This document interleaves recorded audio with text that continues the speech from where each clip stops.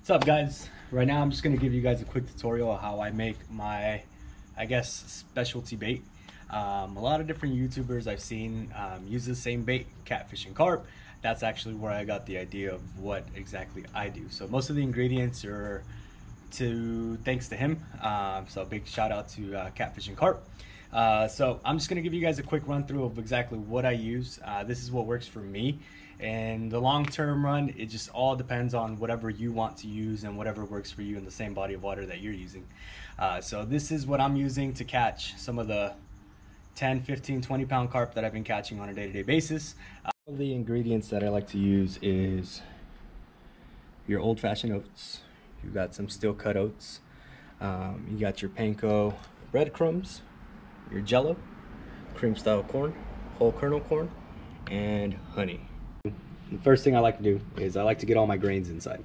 So start off with my old-fashioned oats. Usually one full container will last you 2 different trips. So I use half on the first trip, half on the second, and boom, just pour that right in. Next, add up the steel cut oats. The reason why I like the steel cut oats is because they're very fine little pieces of oats. Just gives the carp another little extra thing to eat. You know, kind of keeps them in the feeding area a lot longer. So not they're just gonna grab food and dip, they'll actually stick around and eat a little bit longer.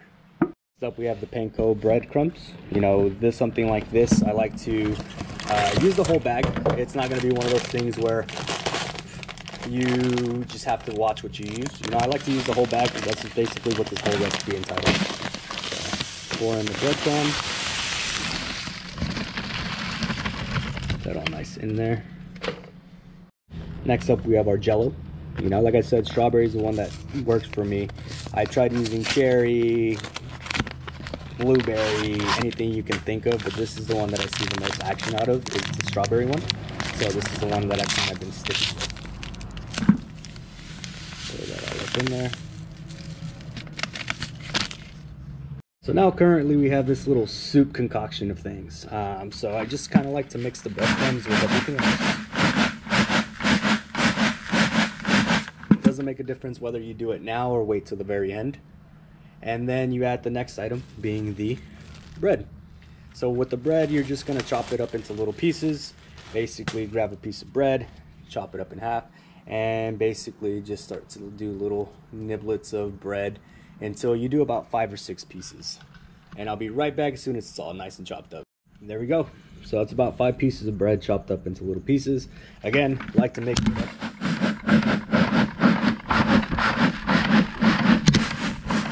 it a little bit even all the way across the board, and then start to get into some of our liquids.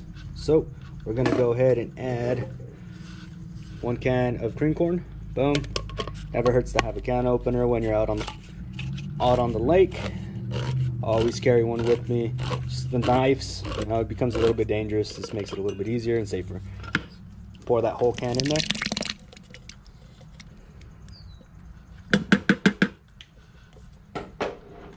Now the regular whole kernel corn, I've seen people when they make it, they use the juice.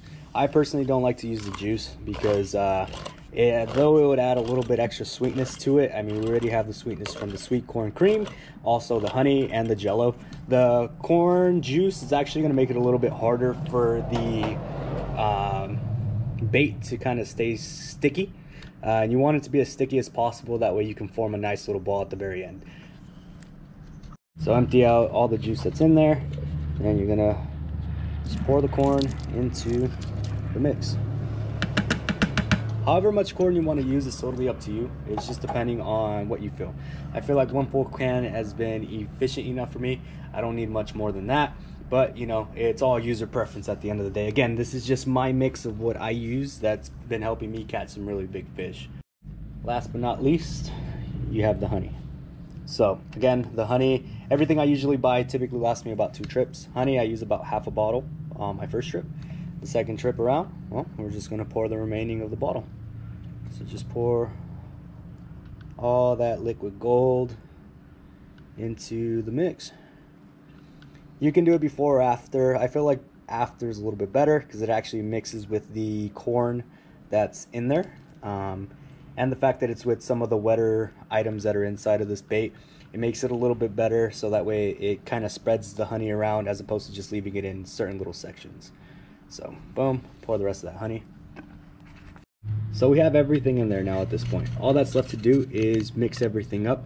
The first couple times you do this, it is going to feel a little nasty, just because of the sweet corn and stuff like that.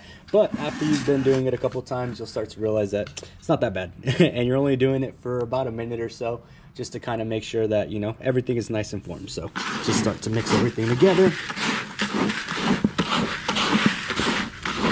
And the turning of the pink is from the Jello. So, you know, gives it that extra little bit of a pop when you're baiting up your rigs.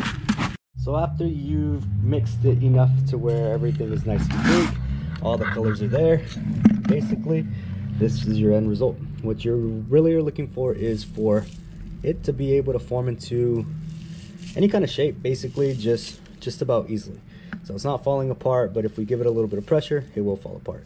So with this mixture right here, I can usually have it out in the water for about 20 to 30 minutes, and it'll stay. You know, you add more ingredients, more Jello, whatever the case may be, it might not disintegrate as quickly. But I like to have it disintegrating a little bit on the quicker side, therefore you're getting more bait out in the water. So boom, that's the end result. Like I said, that's what we're looking for, that being able to mix together. If it doesn't come out like this right off the back, let it sit for 10-15 minutes.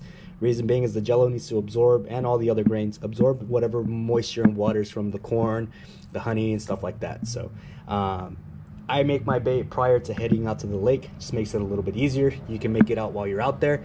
However, it just takes a little bit more time. I like to get out there and be like, boom, just set up, throw them out, call it a day, wait for a fish.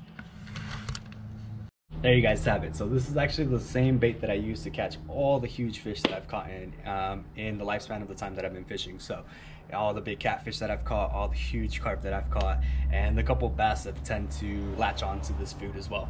So stay tuned. Pretty soon we're gonna be throwing out a couple videos out there as far as like actually in-depth of fishing.